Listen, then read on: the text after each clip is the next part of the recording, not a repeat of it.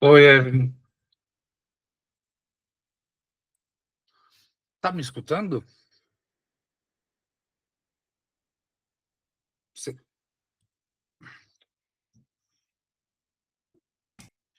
Vocês estão me escutando? Olá, tô.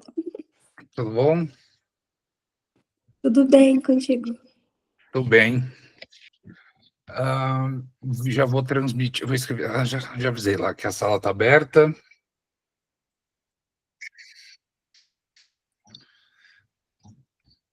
Vou permitindo aqui as pessoas, enquanto eu vou transmitir aqui o texto para a gente acompanhar. Eu vou aproveitar, inclusive, esse inicinho até o pessoal chegar, meio ritual, né? Ah, comentar um aspecto importante para quem chegou depois, não conhece, enfim, não conhece tanto a proposta no início, e por que o nome Leituras e não Estudos, né? Eu quero comentar um pouco isso agora com vocês e dar boas-vindas para quem está chegando agora. A gente começou a leitura do Seminário 1 na semana passada, os encontros ficam online, ficam depois no YouTube, né, público, para quem quiser assistir.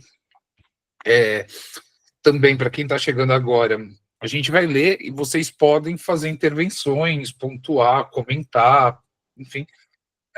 Se tiver muita gente, a gente usa a tal da mãozinha aqui, né? Mas se não, vocês podem me interromper, sem problema. E o que eu quero comentar, então, por que desse nome Leituras Lacânicas, além da provocação, um pouco do brincar um pouco com o nome do Lacan, e que eu acho que ele é um tanto lacônico, em certa medida, e ler Lacan já é a dificuldade de ler Lacan, isso sempre se apresenta desde o início, mas a ideia de que na área da psicologia, por exemplo, e da psicanálise, tem uma certa noção de que grupos de estudos é um lugar onde alguém vai lá explicar para os outros, né? Isso é muito comum, isso é meio tradicional, eu acho isso um problema. Enfim, eu acho que isso é uma dinâmica de curso, não de grupo de estudos. Então, até para dar essa ideia de que nós vamos ler juntos, eu chamei de um grupo de leitura, inicialmente, e dei esse nome de leituras lacânicas, né? Então, é um pouco essa proposta de que todos nós temos certas leituras, um pouco mais, um pouco menos, e podemos contribuir a partir das leituras, das experiências, para ter uma perspectiva que seja menos do lugar de mestre, porque se você coloca lugar de mestre, você tem lugar do escravo ou o assujeitado, para já entrar no que a gente vai falar hoje, de sujeito, né? Então é mais para que vocês possam se sentir confortáveis para apresentar as leituras e a gente vai conversando, tá bom? Pedir para quem puder deixar a câmera aberta e vocês podem falar. Não sei se eu vou conseguir acompanhar o chat, então até para vocês falarem, né? É, acho que até melhor, porque aí todo mundo acompanha, né? Pode falar, Marília. Boa tarde a todos. Bruno, eu não estou deixando minha câmera aberta porque eu estou muito gripada e tossindo bastante. Então, acho que ia atrapalhar bastante, certo? Aí, assim, eu consigo ouvir, me concentrar e participar melhor. Não, claro. Eu estou com o microfone ligado. Claro, claro. Sem problemas. Então, a gente parou aqui, sobretudo nesse final, onde fala da linguagem, né? Como a diníssima linguagem já toda formada em que nos servimos como de um mau instrumento, e aí ele vai colocar isso a partir da experiência da psicanálise, né? É que só pode se introduzir símbolos matemáticos ou outros em linguagem corrente. A grande questão aqui que vai atravessar toda a obra do Lacan, só para situar, é o grande problema da linguagem natural e linguagem artificial, a própria formalização depois em matemas, né? Por mais que tenham os matemas, eles não são necessariamente autoevidentes, como nenhuma fórmula, né? Então, você tem que usar a linguagem corrente para falar da linguagem não corrente, os símbolos, matemáticos ou não, né? Então, ele já está situando um pouco esse problema, e ele fala, estamos num nível da troca humana, aqui no caso do terapeuta. Freud também está aí, apesar da sua denegação. E aí, pensar o que seria denegação desse lugar de terapeuta do Freud. Não sei, talvez daqui venha a leitura de algum, Freud não era analista, que parece que ele diz em outro momento, eu ainda não li, mas eu ouvi falar, mas me veio esse pensamento, né? E aí, para finalizar esse parágrafo, como mostrou o Jones, ele se impôs desde o começo a ascese. Aqui o ele me parece ser o Freud propriamente, né? A ascese no sentido de um ascender, né? Elevar, de não se expandir no domínio especulativo para onde sua natureza o levava. Isso me soa um pouco uma leitura que o Lacan faz de que se não fossem as histéricas, o Freud seria um romântico idealista, né? Se ele não tivesse alguém a quem se dedicar, como foram o caso das histéricas. Submeteu-se à disciplina dos fatos do laboratório, afastou-se da má linguagem. E aí, enfim, o que seria a boa linguagem, no caso, né? Mas, então, a gente vai começar agora esse parágrafo aqui, consideremos agora a noção de sujeito. Consideremos agora a noção de sujeito. Quando se a introduz-se a si mesmo. O homem que lhes fala é um homem como os outros, serve-se da má linguagem. Si mesmo está, pois, em causa. Daniela falou que tá mudo. Vocês estão me escutando? Estão me escutando? Tá. Verifica se não está. Para mim tá ok. Uau, Tá. Boa tarde, Obrigado. gente. Boa tarde para mim. Boa tarde. Okay. Obrigado. Verifica aí se ou sai, entra de novo, ou se está no volume baixo, tá bom? Assim, desde a origem, então, que a ideia de si mesmo é interessante, até para depois a gente pensar se eu e si seriam a mesma coisa. Lembrando que o Lacan é francês, escreve e fala em francês, você tem o duplo eu, né? Você tem o je, né? Do je suis, eu sou, e você tem o moi, que em geral se traduz por mim, né? Si ou mim, referido a mim. Então tem esse duplo eu, digamos assim, e aqui a tradução foi a ideia de si mesmo. Porque quando fala de sujeito, você já está implicado, né? Toda a discussão metodológica da psicanálise também está aqui em causa, né? Porque a gente não está afastado de um objeto externo, porque o nosso objeto é sujeito e é mediado pela transferência. Então não é como na ciência positivista, por exemplo, que você tem um sujeito da ciência afastado do objeto, né? É um pouco essa discussão que está em questão. Assim, desde a origem, Freud sabe que só fará progressos na análise das neuroses se analisar. A importância crescente hoje atribuída à contratransferência significa o reconhecimento do fato de que na análise não há somente o paciente. Se é dois, e não apenas dois. Fenomenologicamente, a situação analítica é uma estrutura. Isso quer dizer que só através dela certos fenômenos são isoláveis, separáveis. É uma outra estrutura, a da subjetividade, que dá aos homens a ideia de que são compreensíveis para si mesmos.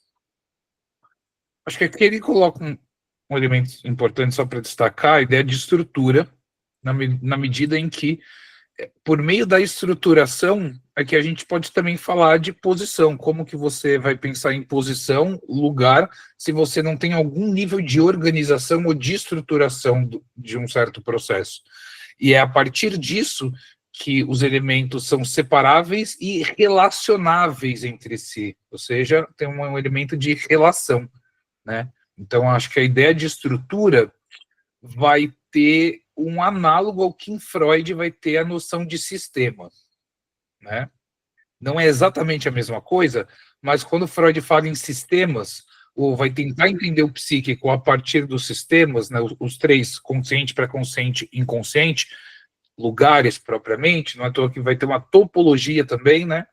Alguns chamam de tópica, é uma discussão à parte, mas então a ideia básica é que usar uma redundância, a estrutura. É um pouco essa, acho que uma definição tautológica redundante, mas que ajuda a entender. Então, a estrutura, organiza, ordena, né? E a partir disso, a gente consegue compreender para a gente mesmo esses fenômenos que a gente consegue isolar ou separar para entender, né? É por meio da estrutura, segundo Lacan. Acho que essas marcações são minhas, enfim, depois eu... Ser neurótico pode, portanto, servir para tornar bom psicanalista. E no início isso serviu a Freud. Como o Sr. Jordan, com a sua prosa, nós fabricamos sentido. Claro, sentido vai ter um papel muito grande, né? Nós fabricamos sentido contrassenso, não senso. E ainda seria preciso encontrar aí linhas de estrutura. Jung também, maravilhando-se, redescobre nos símbolos dos sonhos e das religiões certos arquétipos próprios à espécie humana. Também isso é uma estrutura, mais diversa da estrutura analítica. Acho que uma coisa dá para a gente considerar é que nem toda estrutura é uma estrutura analítica, né? É isso que o Lacan coloca aqui de início. E aí, Freud introduziu, diz Lacan, o determinismo próprio a essa estrutura. Vou fazer só um comentário por alto, assim, mas que acho que é importante. Quando a gente vai falar, por exemplo, de como se a gente está falando de estrutura, não dá para a gente abandonar a ideia de algum determinismo.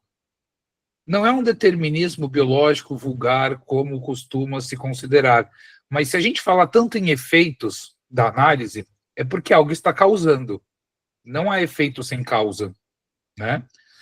Mas a questão principal aqui é entender que Freud ele descobre uma nova causalidade. Por exemplo, com a associação livre, o recalcado retorna. É uma outra causalidade que não a que a ciência tradicional usa, né, de causa e efeito. Então, existe sim uma noção de causa e efeito na psicanálise, Lacan não abandona isso, né? E se a gente fala que uma estrutura determina o modo como, por exemplo, a repetição se dá, o modo de gozar, entre outras características, como se relaciona com a linguagem, a gente está implicitamente dizendo que a estrutura tem um papel de determinação dos processos psíquicos, né? Porque se estruturou de uma certa forma. Ou, numa linguagem mais simples e mais cotidiana nossa, um neurótico tem uma estruturação que é diversa da do perverso ou do psicótico. Ou seja, existe determinação, né? Agora, tem que ver como a gente entende essa determinação, tá? Mas a ideia não é estranha. Bruno, Oi. olá. É a minha primeira participação, né, no grupo. Eu nunca tive contato com o Lacan, assim, em material escrito, né?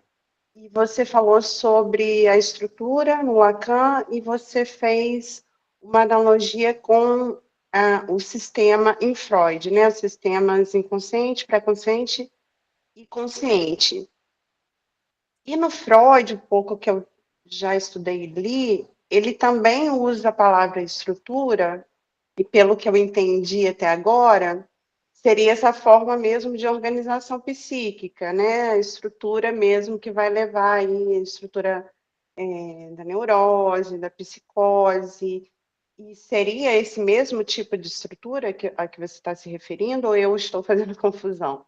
Não, adorei a pergunta, eu acho que é bem interessante. Não são exatamente a mesma coisa. O que eu quis aludir, o que eu quis assim evocar, trazer um pouco, é que Freud, do século XIX para o XX, ele tinha qual referencial cultural? As máquinas, o desenvolvimento da ciência. Então, quais termos são muito fortes? A ideia de sistema e a ideia de aparelho. A ideia de aparelho, o aparelho psíquico, né? Sim. Ele até usa a estrutura, mas ele não usa de uma maneira tão quase como um conceito, né? Como é no Lacan. O Lacan, que está no meio do século XX, ele vai ter uma outra influência, que é do estruturalismo. Então, é olhar a língua, a linguagem, os processos psíquicos, os processos humanos, os processos estéticos, tudo a partir de um outro referencial, que não é mais o da máquina, necessariamente, sistema, aparelho, e vai ter a da estrutura. Só que eles estão cumprindo função análogas. Não dá para dizer que é a mesma coisa, só que, de alguma forma, ambos estão falando algo que organiza. Freud com a ideia de sistema e o Lacan com a ideia de estrutura. Oi? É porque eu já vi estrutura dessa maneira. Eu já via a estrutura dessa maneira mesmo, como estrutura de organização, né? Aí eu fiquei em dúvida se eram coisas totalmente nesse sentido. diferentes. Tem algumas características a mais da estrutura no Lacan, mas que eu não vou entrar porque entra em discussões muito específicas, né? Mas a gente vai entrar. Mas de modo geral, de modo mais amplo, sim, estrutura é essa organização de estruturar, de dar lugar para as coisas nesse sentido. Obrigada. E aí, o Freud, segundo Lacan, introduziu o determinismo próprio a essa estrutura. Essa estrutura, me parece que ele está fazendo referência à analítica, né? Daí a ambiguidade que se encontra em todo lugar na sua obra. Por exemplo, o sonho é desejo ou reconhecimento de desejo?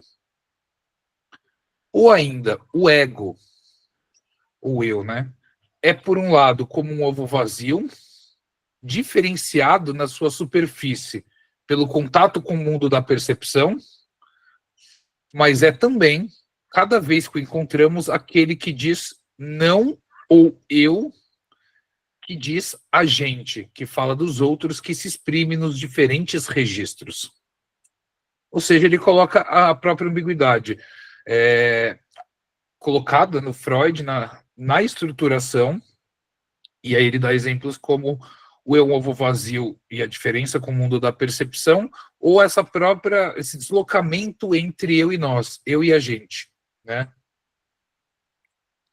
Vamos seguir as técnicas de uma arte do diálogo. Como bom cozinheiro, devemos saber que juntas, que resistências encontramos. De novo, vem a ideia de um corte do cozinheiro que sabe... deixa eu ver até o termo que ele vai usar aqui em cima.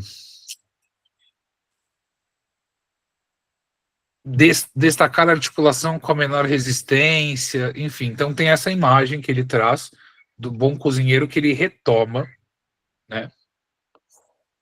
E aí, por que eu marquei o ego aqui? Aqui eu marquei eu. É o incômodo que eu tenho com essa tradução, como eu tenho incômodo com muitas traduções que ora usam eu, ora usam ego, e no Lacan a gente sabe que vai ter também um momento que ele vai usar ego como algo distinto do eu, um sentido muito próprio. Então, assim, cria uma certa confusão, mas, enfim, a gente vai lidar com isso, né? É uma questão da tradução, e é a melhor que a gente tem em português até agora, pelo menos, né? Mas destacar isso para a gente ficar advertido sobre esses usos do eu, supereu, ou ego, superego, tá? O superego, ou supereu, é uma lei desprovida de sentido, mas que, entretanto, só se sustenta na linguagem. Se eu digo virarás à direita, é para permitir ao outro ajustar a sua linguagem à minha. Penso no que se passa na cabeça dele no momento em que lhe falo. Esse esforço para chegar a um acordo constitui a comunicação que é própria à linguagem. Esse tu é tão fundamental que intervém antes da consciência, né? Aqui, porque o tu, ele está omitido. Tu virarás, né? Mesmo não pronunciado, ele chega à consciência antes. Ele é tão fundamental que ele intervém. A ideia de intervenção é interessante. Não sendo pronunciado, ele está intervindo. No âmbito da linguagem mesmo, né? A censura, por exemplo, que é intencional, age, contudo, antes da consciência, funciona como vigilância. Tu não é um sinal, mas uma referência ao outro. É ordem e amor. E aí, acho que aqui ele coloca ordem e amor na medida em que articula essas duas questões a partir do exemplo dado, né, de uma ordem, de um imperativo, né? Tu virarás à direita. Igualmente, o ideal do eu é um organismo de defesa perpetuado pelo eu, para prolongar a satisfação do sujeito. Então, acho que aqui é toda aquela questão do eu ideal, ideal de eu, mas como uma forma de alimentar aquilo que produz uma satisfação. Não entramos ainda numa discussão do que é sujeito, tá? Porque sujeito, enquanto sujeito do inconsciente, é algo que o Lacan vai desenvolver. Aqui ele não desenvolveu ainda, até onde eu saiba, né? Então, acho que é importante, e é um pouco a proposta disso, a gente ter uma leitura não terceirizada do Lacan. Tipo, vamos ler e considerar os comentadores, mas não para substituir o Lacan, ou para fazer uma sutura, né? Então, vamos ver o que o próprio Lacan diz. Então, eu estou pensando no sujeito num sentido... Eu estou lendo o sujeito, não sei vocês, num sentido muito amplo, no sentido de sujeito gramatical, sujeito, verbo e predicado, sujeito no sentido de subjetividade, de algo que vai delimitar um certo eu, uma certa noção de eu, e também compõe os nossos processos psíquicos inconscientes, né? Então, pensando esses três elementos girando em torno da palavra sujeito, até que a gente tenha uma definição, ou que o Lacan traga uma definição do que ele entende por sujeito, né? Então, o ideal do eu é um organismo de defesa perpetuado pelo eu, ou seja, o ideal de eu, que não é uma instância, mas é propriamente um processo psíquico, de defesa perpetuada pela instância eu, visando o quê? Prolongar a satisfação. Porque toda a dinâmica do princípio de prazer e desprazer é buscar manter a satisfação e expulsar a insatisfação o tanto quanto podemos e conseguimos. Mas é também a função mais deprimente, no sentido psiquiátrico do termo, né? Não sei, no sentido psiquiátrico eu penso no sentido de conversão das forças para si, um pouco no processo da melancolia, como Freud fala, né, deprimente como aquilo que se afasta do mundo e essa energia, a libido, em vez de estar para fora, volta para si, um pouco aparentado com o narcisismo primário, né? Me vem um pouco isso na mente quando ele fala do deprimente no sentido psiquiátrico do termo, né? Não sei se vocês concordam, faz sentido, mas foi um pouco a leitura que eu faço, né? O id, ou o isso, né? Se for a portuguesar, né? O isso, não é redutível a um puro dado objetivo, as pulsões do sujeito. Quero só demarcar um ponto que para mim é fundamental. Não sei o que vocês já conhecem, leram sobre pulsão em Lacan. A noção de pulsão em Lacan, ela é muito variada. Tem momentos que ele considera qualidades, tem momentos que ele acha que é um dos conceitos mais problemáticos de Freud. Depois ele reabilita, sobretudo a partir do último ensino, no Fala Ser, com gozo. Então, vai tendo um pouco essa dimensão, né? Então, eu sempre gosto de olhar pulsões no Lacan um pouco assim, situando no contexto do que está sendo dito, mais do que uma afirmação geral que ele sustenta durante toda a vida, né? Aqui o que ele está afirmando, que eu não sei se eu concordo, vai falar que o id, ou isso, não é redutível a um puro dado objetivo às pulsões do sujeito.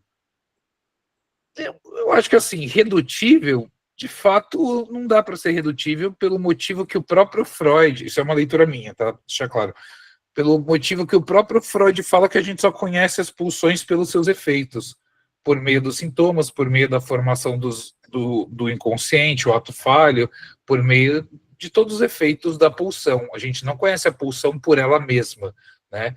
Então, de fato, nisso eu concordaria no estrito senso de que não é redutível.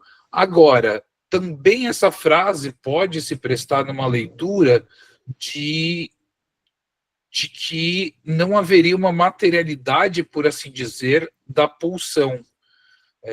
Ou numa linguagem próxima do que o Lacan vai dizer, a carne, antes de ter sujeito, tem uma carne, tem um corpo, né? E esse corpo é pulsional. Então, pelo menos eu faço essa leitura, lendo Freud, lendo Lacan, então eu leio que tem uma materialidade da pulsão do id, até porque, segundo Freud, o id é o que nós nascemos. O eu, ele vai se constituir, né? Mas é uma discussão em aberto em relação a isso. Pulsões é um conceito que não é dos mais simples e tem lá seus problemas, mas aqui ele está dizendo que o id, ou isso, não se reduz a um puro dado objetivo, ou às pulsões do sujeito. Nunca uma análise chegou a determinar uma taxa de agressividade ou de erotismo. O ponto a que conduz o progresso da análise, o ponto extremo da dialética do reconhecimento existencial é: tu é isto. Esse ideal nunca é de fato atingido. E acho que aqui também, acho que tem uma dimensão, que aí eu acho interessante, se for olhar por outro critério, que me veio à mente quando eu fui ler aqui, na medida mesma que eu falei antes, que as pulsões só a gente conhece pelos seus efeitos, não dá para chegar numa pureza do que é as pulsões, justamente por essa característica. Então, talvez a psicologia do ego tinha um pouco, esterilizava o pensamento do Freud a ponto de consolidar o que o Freud tinha dito e usar aplicação a partir da noção de ego.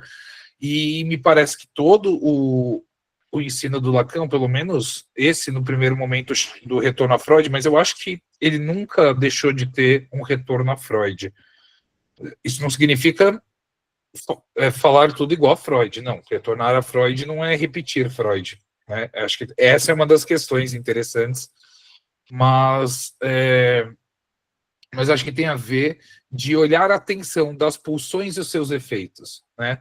Então, talvez também esteja demarcando uma não identidade total, do tipo, isso é pulsão, né? Mas algo relacional, né? Em linguagem que nós lacanianos estamos habituados, é não fechar sentido, mas abrir sentido, de um certo modo, né? Me veio isso no final desse parágrafo. Eu fiquei pensando também no quanto que na análise a gente não... eu acho que pensando nessa questão do reduzir também o sujeito a algo, né? Uhum. Esse tu é isso ou tu é aquilo, mesmo que a gente tenha como calcular alguns efeitos, né? Depois, eu acho que também me veio muito essa questão de que a análise nunca, pelo menos não deveria, né? Ter esse objetivo de autoconhecimento mesmo. Eu acho que é isso, eu não sei, mas me vem muito essa ideia quando eu leio, principalmente ali, né? Nunca uma análise chegou a determinar uma taxa de agressividade ou de erotismo e depois continua ali. Então, o ponto aqui me veio conduz o muito progresso. isso. Não, já estava lendo, desculpa. Estava lendo até chegar no tu é isto, né? Não, é que me veio muito isso por causa da questão do determinismo mesmo, né? Que às vezes a gente tem que cuidar. Às vezes não, sempre. Sim, mas acho que é interessante, porque se a gente for pensar no critério de dialética, uma determinação dialética, ela não vai falar, por causa dessa pulsão, então você é isto, se você é neurótico, você vai fazer isso por esse motivo. Uma determinação dialética, eu acho que ele pensa ambos sem isolar. ele não separa a pulsão dos seus efeitos, né? Ele não vai tentar uma pureza. Eu acho que olhar uma determinação do ponto de vista dialético seria assumir a impureza. Assumir a impureza em que sentido? No sentido de que existem pulsões diversas e que a gente vê o efeito de algumas, não de absolutamente todas, e a coisa é esquiva. A coisa vem pelos zigue-zagues, vem na iância. Então, a gente tem conhecimento de alguns dos seus efeitos, e na clínica a gente lida com isso. E o lidar com isso é mais importante e mais interessante e próprio da tarefa clínica, enfim, do trabalho clínico, do que o Freud tentou no começo, mas abandonou, que era descobrir qual era o primeiro trauma e informar para o paciente. Ou seja, uma identificação de você é isso. Não é isso que uma análise faz. Ou se a gente tem, se isso de alguma forma comparece na análise, esse não é o fim. Isso é apenas uma parte do processo, porque é o lidar com isso, sobretudo, e o que isso é produzido, né? E aí, mas eu concordo plenamente contigo, Evelyn, que é no sentido de evitar determinações mais preguiçosas, sabe? Tipo, é neurótico, então você fez isso por causa disso, né? Aí você fecha o sentido, de fato, e você não escuta. Fecha-se também a escuta, né? De um sintoma que está se expressando, né? E expressa de diversas formas, em diversas ocasiões. Então, acho que tem a ver com isso. Ou seja, a metapsicologia é importante, mas uma coisa é um esquema geral para que a gente entenda um pouco sobre o psíquico. Isso Freud, mas também os matemas em Lacan. Eu acho que é a mesma coisa. Outra coisa é o psiquismo vivo, atuante, né? E eu acho que, então, às vezes é um cuidado de olhar um esquema que corresponde a um processo clínico, mas que não adianta querer que ele esteja quadradinho como num determinado esquema. E aí o tu é isto é a impossibilidade de fechar esse sentido total de identificação, né? Você é alguma coisa, né? Na medida em que sempre tem algo a mais, algo que escapa, que falta, mas também que transborda. Que transborda de uma definição que fecha, né, por exemplo, ou que falta, que não dá conta de tudo. Então, acho que eu leria também por esse caminho. Acho que a Marília... Veio a cabeça aqui... Pode falar, Caroline. Perdão.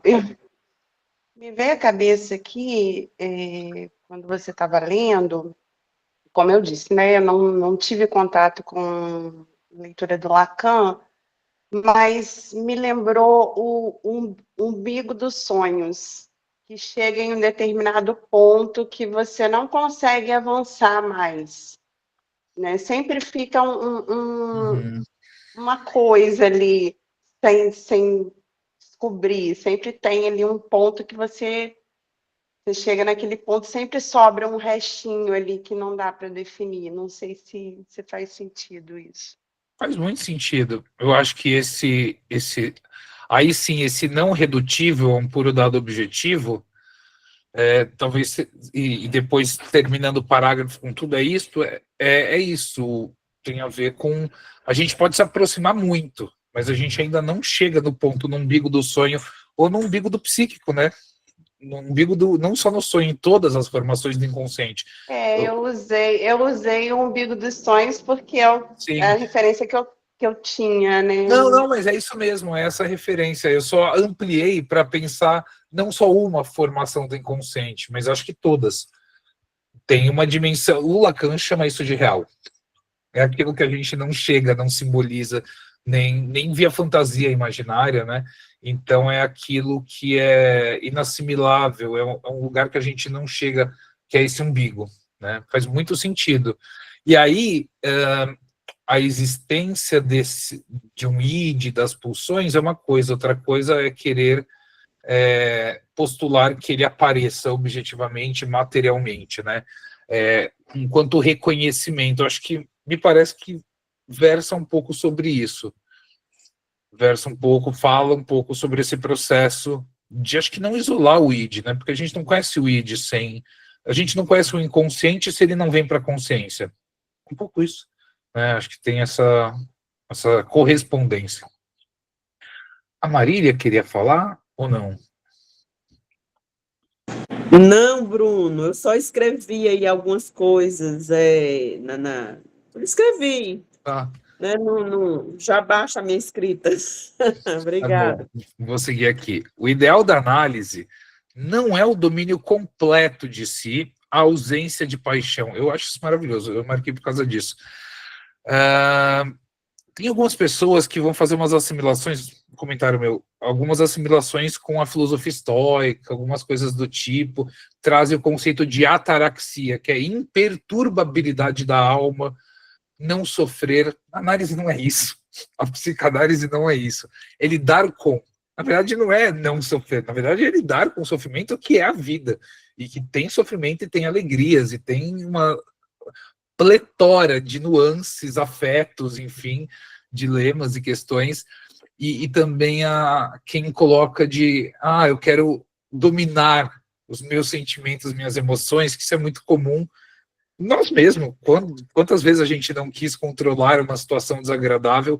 Então, acho que isso é importante enquanto um princípio, eu chamaria, né? Acho que mais do que ideal, pode ser ideia. Aqui, a tradução escolheu ideal, mas eu olho como um princípio, que não é o domínio completo de si, a ausência de paixão, é tornar o sujeito capaz de sustentar o diálogo analítico, de não falar nem muito cedo, nem muito tarde. É a isso que visa uma análise didática.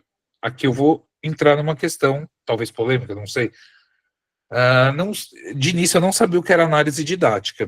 Aí eu fui atrás, etc e tal. E aí, eu acho um pouco problemático. Eu acho que essa noção ela se aplica para análise em geral, não só análise didática, né? E aí por quê? É um pouco que eu quero trazer para a gente conversar, se alguém tiver alguma opinião, enfim, alguma posição sobre isso, porque isso é muito coerente com qualquer processo analítico, né? De você sustentar um diálogo consigo mesmo, um diálogo com as suas questões, né? Isso é fundamental. Qual é o conceito de análise didática? E aí lembrar que nessa época o Lacan ele estava na IPA, esses cursos, esses seminários eram parte da formação dos analistas do IPA, né? E análise didática é aquela análise que você precisa de tantas horas para poder clinicar, para poder atuar como analista, né? Isso é o que é uma análise didática, e é isso que ele mesmo vai criticar depois, sobretudo naquele texto do Seminário 11, que é a excomunhão. A excomunhão, ele critica severamente esse aspecto da análise didática, onde eles falavam que muitos iam só porque precisavam de determinadas horas para poder clinicar, e aí criando uma distinção de análise pessoal e análise didática, né? O que é um problema, né? Tipo, eu vou fazer análise porque eu preciso atender. E então eu preciso como pré-requisito, quase como eu preciso de uma graduação para poder trabalhar em alguma coisa, né? E eu acho que isso é muito ruim, muito complicado, é um problema na minha leitura, mas a frase, a ideia que o Lacan traz aqui, na minha leitura, ela se aplica não à análise didática, eu colocaria análise ponto final. Para mim já basta, não precisa desse adjetivo de didática, mas tem que lembrar que o público dele é quem buscava uma análise didática. Pode ser pensado, pode ser ele não problematizou suficientemente nesse momento, depois ele tomou consciência e problematizou, não sei. E também não quero, enfim, elucubrar muito, mas eu queria só situar que acho que análise já é suficiente, não só a didática. Ô, Bruno, eu de novo, perdão. Claro. Não, Me veio à à cabeça que essa análise não seria, então, no sentido da pessoa experimentar, ter essa experimentação da própria análise, mas não no sentido de aprender didaticamente, mas sim experimentar o seu psiquismo na análise, né? Como as suas questões vão sendo tratadas em análise, como que vão aparecendo certas coisas.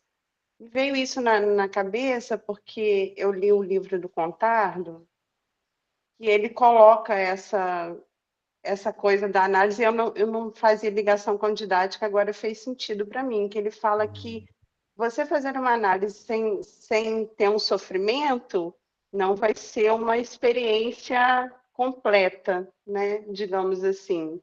Você não vai conseguir tratar ali o seu psiquismo, você não vai conseguir experimentar a análise propriamente dita. Não sei se faz sentido isso. Mas Faz muito sentido. me veio à Oi, cabeça Daniela. assim.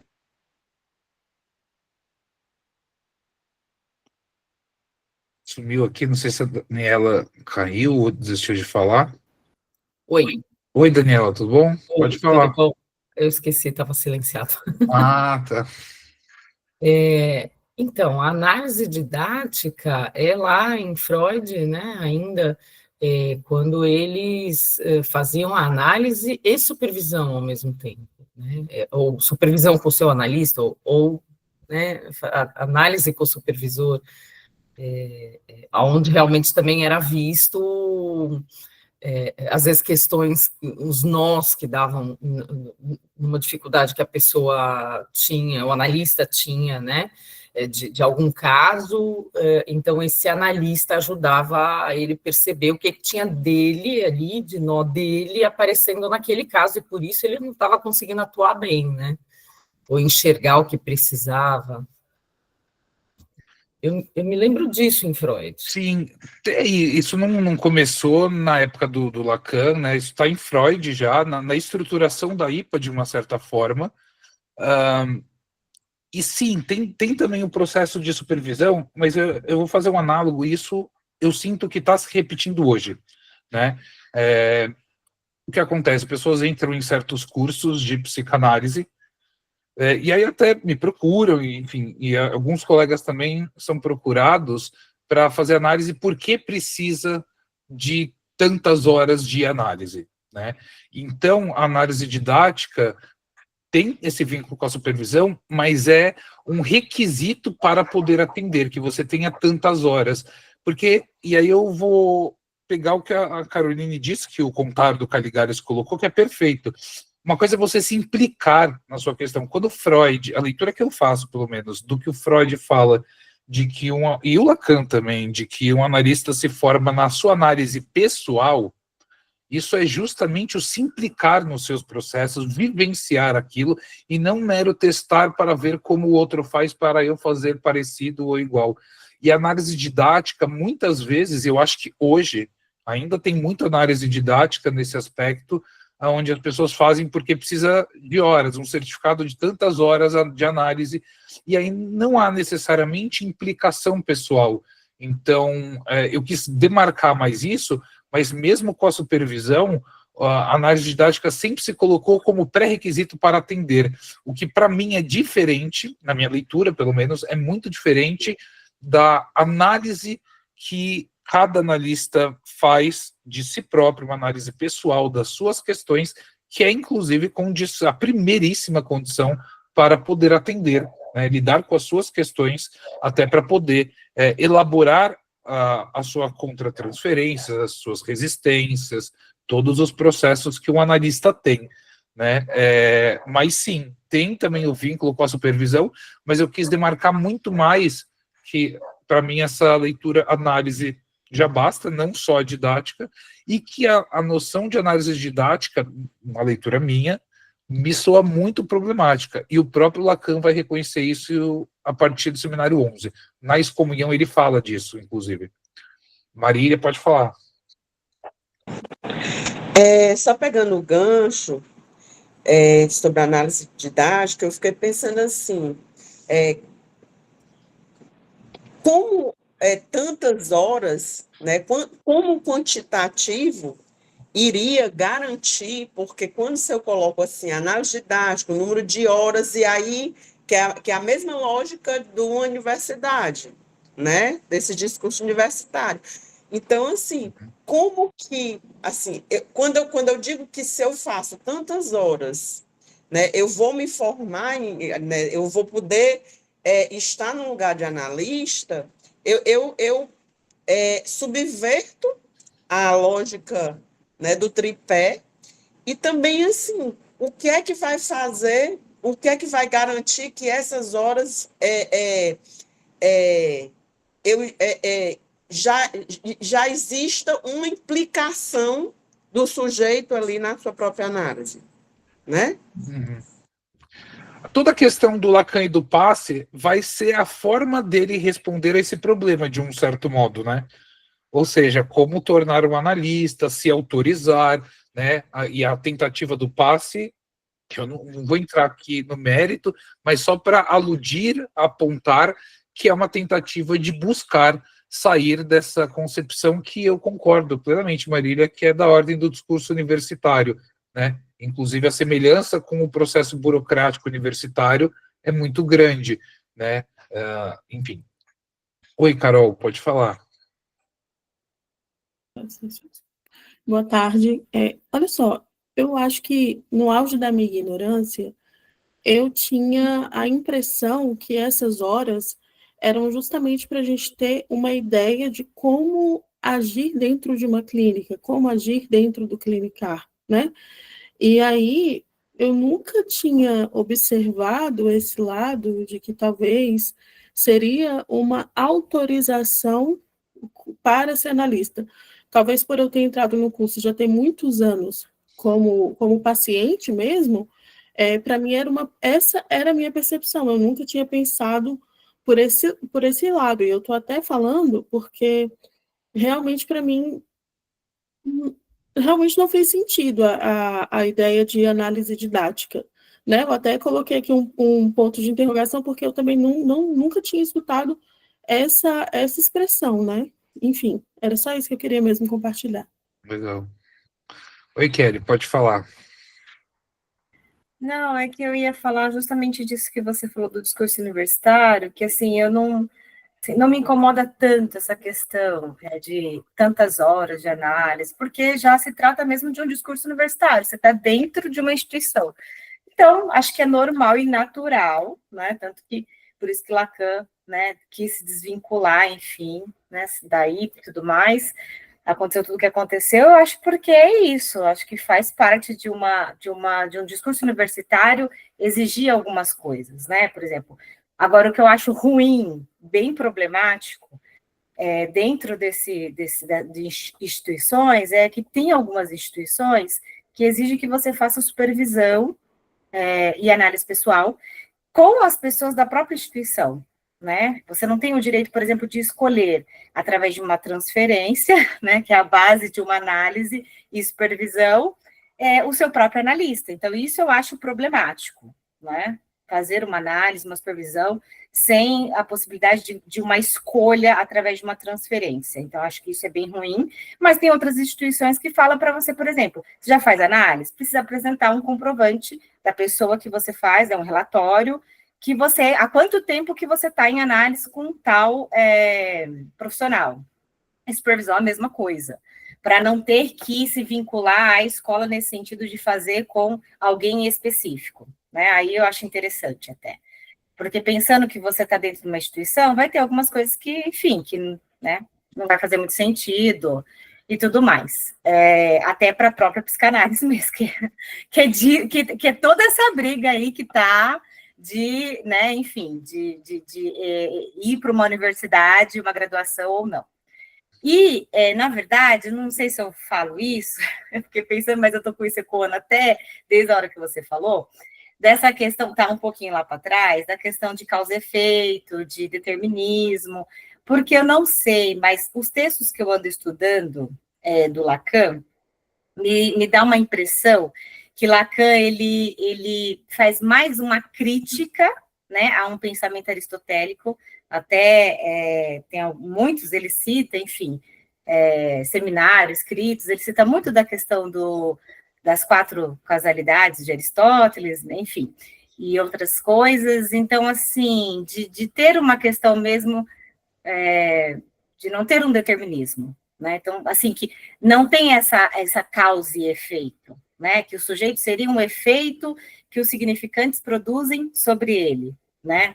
E aí é muito particular, porque como cada significante ele vai, enfim, ter o sentido para cada pessoa, isso é muito subjetivo, isso é muito particular, né? Então, enfim, mas é só uma observação mesmo. Uhum. A Daniela quer falar? Oi, não, na verdade, eu coloquei aí no chat, né, Aham. que me faz pensar muito, essa fala da Kelly, né, me faz pensar muito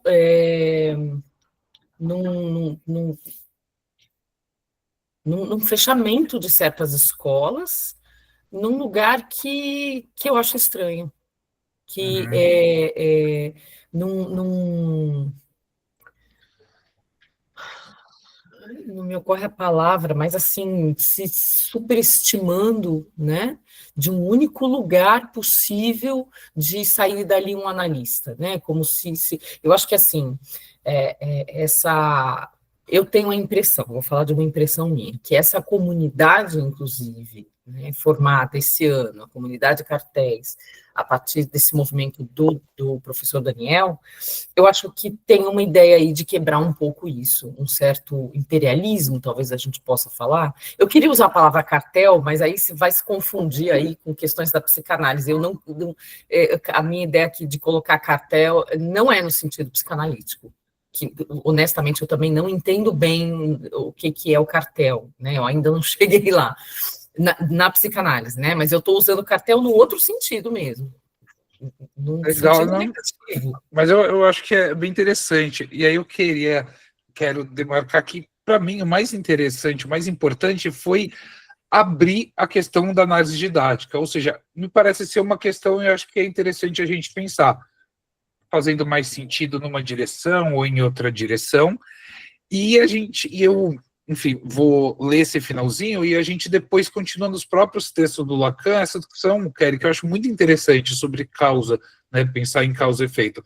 Eu entendo essa leitura, em linhas gerais, não vejo sentido em falar em efeito sem causa. Não existe efeito sem causa. Mas você tem qual tipo de causa seria, porque não é as 4 causas aristotélicas. Ele faz a crítica, mas ele mantém a própria ideia de causa e efeito muito nos próprios seminários. Mas é uma discussão e a gente continua fazendo, mas assim, a minha leitura é que a ideia de causa não se abandona em nenhum momento, nem Freud, nem Lacan, a ideia de causa não são exatamente iguais e as mesmas. Freud não fala em dialética, a causa, quando entra a dialética, existe um movimento de causa e efeito diferente, que é o movimento dialético, que opera por contradição, por tensão, e que isso que constitui o movimento, e não só o movimento de escolher entre A ou B, ou de sair de um lugar para outro. Então, não é algo tão simplório, tão simples assim e taxado. Mas, enfim, a gente prossegue nas leituras, discussões. Se você quiser falar sobre isso agora, mas, enfim, eu vou depois...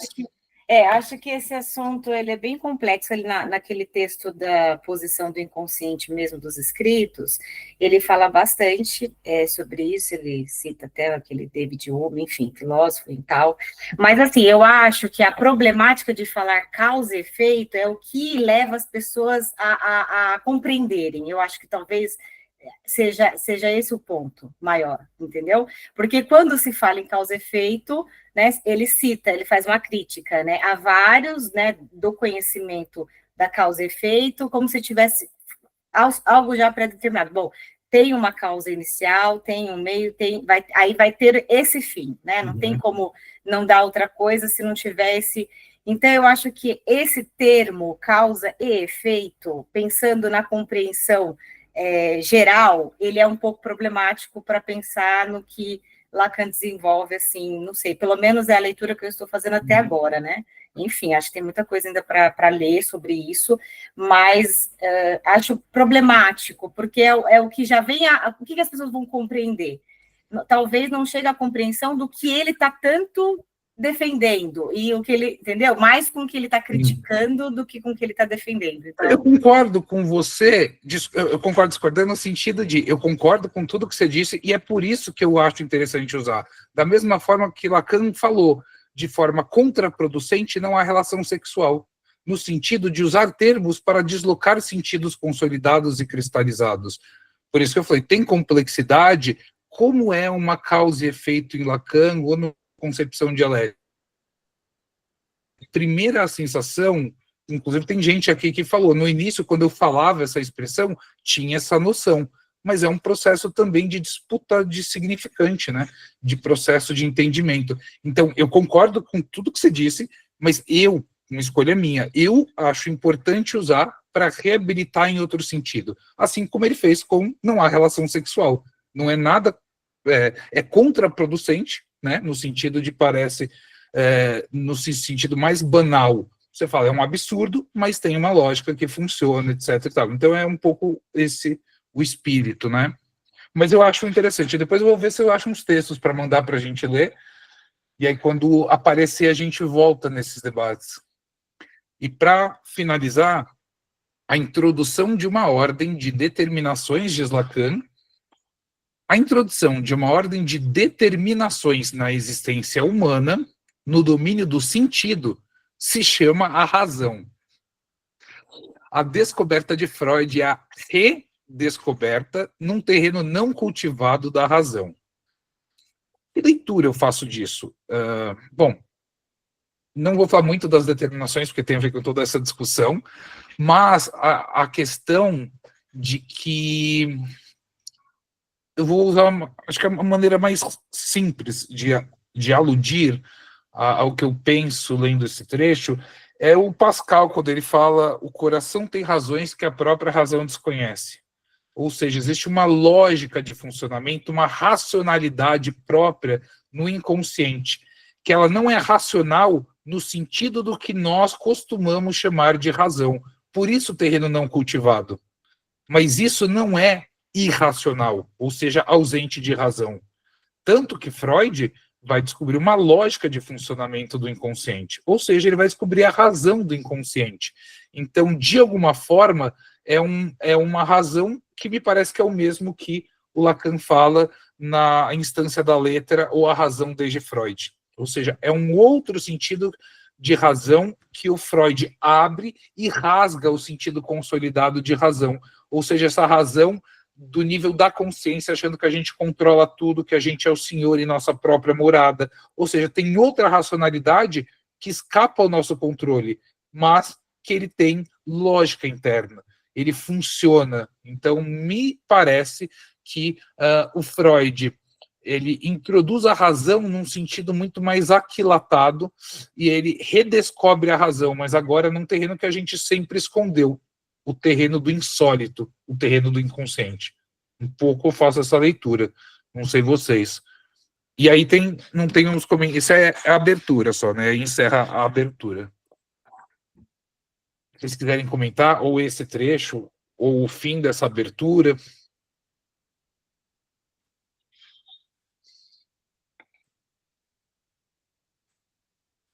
Então, a gente, na semana que vem, vai entrar o momento da resistência, propriamente na introdução aos comentários sobre os escritos técnicos de Freud, onde são demarcados 4 tópicos, né?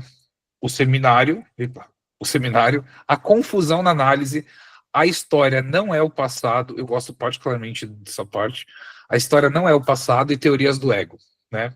E aí a gente entra mais. Isso aqui foi tipo um preâmbulo, né? A apresentação. Na semana que vem, então, espero vocês aqui às 16 horas e a gente continua a leitura e a conversa sobre o seminário 1 do Lacan, tá bom?